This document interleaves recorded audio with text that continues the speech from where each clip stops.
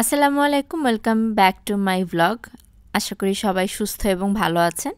আয়নের সকালে খাবার রেডি, আর এখন আমি ওকে বসে গিয়েছি খাবারটা খাওয়াতে। ওকে অলরেডি আমি খাইয়ে দিচ্ছিলাম, পাশাপাশি আমিও ব্রেকফাস্টটা করে নেব। আমি আজকে প্রায় 1 মাস পরে চা খেতে বসেছি। স্যান্ডউইচ দেখে মনে হলো যে একটু চা না হলে হবেই না, তাই নিয়েছি। আর গত 1 মাস ধরে আমি একদমই চা খাই না। চেষ্টা করছি ধীরে ধীরে রিফাইন্ড সুগার যেটা আছে সেটা যাতে একদমই আমার ইনটেক না করতে পারি, ততটাই ভালো। তাই ধীরে ধীরে চিনিটা ছাড়ার চেষ্টা করছি মাত্র। কিন্তু দেখেন, এই চেষ্টাটাই যে বিফলে চলে গেল। মানে স্যান্ডউইচ দেখে মনে হয়েছে একটু চা খেতেই হবে, না হলে কেমন যেন। তাই স্যান্ডউইচের সাথে আমি চা করে নিয়েছি। কম্বিনেশনটা আমার কাছে দারুণ লাগছিল। এরপর আয়নের সব জামাকাপড় আমি রিঅর্গানাইজ করছি। বাচ্চাদের জামা কাপড় কিছুদিন পরপরই একটু দেখতে হয়, কারণ অনেক ছোট হয়ে যায়। আয়নের জামা কাপড় কখনোই নষ্ট হয় না, বাট এটাই যে বাচ্চা মানুষ, ও বড় হতে থাকে, ওর জামা কাপড় ছোট হতে থাকে। তো সেগুলো আমি চেক করে গুছিয়ে নিচ্ছিলাম। আর রান্না হচ্ছে আজকে ডাল, পাতলা ডাল তো আমাদের বাসায় সবসময় রান্না করা হয়, আর শাক রান্না করা হবে, সেই সাথে সবজি তো আছেই। আর চিংড়ি মাছ আমার জন্যই জাস্ট রান্না করা হয়েছে, কারণ আব্বা আম্মু কেউই চিংড়ি খাবে না, অন্য মাছ করা হচ্ছে।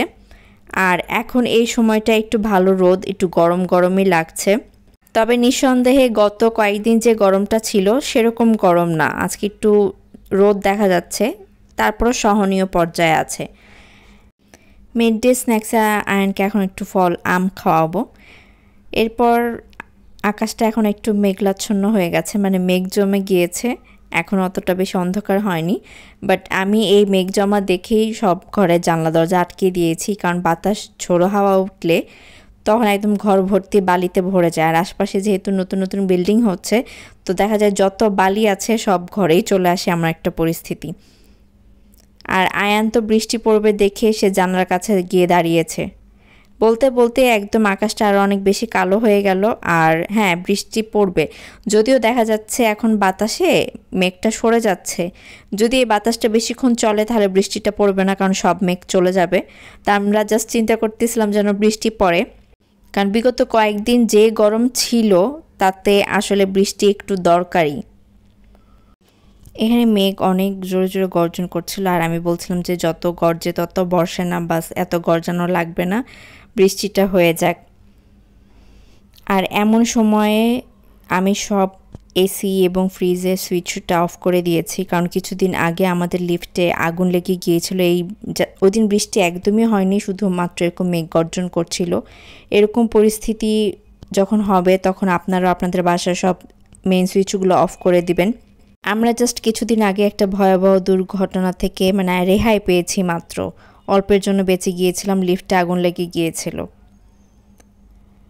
এরপর একটা ঝুম বৃষ্টি হয়েছে, বেশি কিছুক্ষণের জন্য হয়নি, একদম অল্প সময়ের জন্য। আর বৃষ্টিটা একদম শেষ হতে হতে এমন রোদ উঠেছে, দেখে মনেই হচ্ছিল না যে একটু আগে এত আকাশ কালো হয়ে মেঘ হয়ে বৃষ্টি পড়েছে। এনিওয়েজ, এখানে পরে আমরা দুপুরে খাবার খাচ্ছিলাম, আয়নকে তো আমি খাইয়ে ঘুম পাড়িয়ে দিয়েছি। আর আমি আর আম্মু বসে তো দুপুরে খাবার খাই আর কার্টুন দেখি, তো আমরা কার্টুন দেখছিলাম।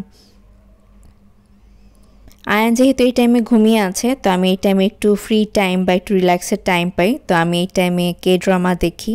আমার কে ড্রামা অনেক বেশি পছন্দের, অনেক বছর ধরে দেখি। আগে এমন সময় ছিল যে একটা পুরো সিরিজ আমি একদিনে শেষ করতাম, বাট এখন তো আর সেই সময়টা পাই না। সন্ধ্যার দিকে এখানে প্রায় 5 লিটার দুধ, এটা আয়নের বাবা নিয়ে এসেছিল, বাট আমার কাছে মনে হচ্ছে এই দুধটা নষ্ট হয়ে গেছে, কারণ গরমে যেদিন এনেছিল সেদিন অনেক গরম ছিল। এরপর এটা আমরা চেক করে দেখছিলাম, আর দুধটা অ্যাকচুয়ালি নষ্ট ছিল। আমি সেটা থেকে চিজ বানিয়ে রাখতে পেরেছি, আর কিচ্ছু করা যায়নি সেই দুধ দিয়ে। সন্ধ্যায় একটু আপেল খাচ্ছি, আর আয়নের মতো খেলাধুলা করছে, আমি আয়নের সাথে পাশে খেলছিলাম বসে। রাতে আয়নের খাবার রেডি করে নিয়ে এসেছি, এখানে আয়নকে গরম ভাতে ঘি দিয়ে আমি শাক দিয়ে দিয়েছি, আজকে কীভাবে খাওয়াবো। আর সে এখানে তার সব খেলনা পোষা সাজিয়ে বসেছে, খেলবে।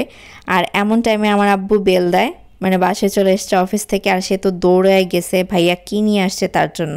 মানে এমন মানুষ বাসায় থাকলে কিছু না নিয়ে ঘরে ফেরা যায় না। আর আব্বু কিছু না কিছু ওকে এনে দেবে, ওর হাতে দিবেই। ওই যে দিয়েছে, এখন সে হ্যাপি।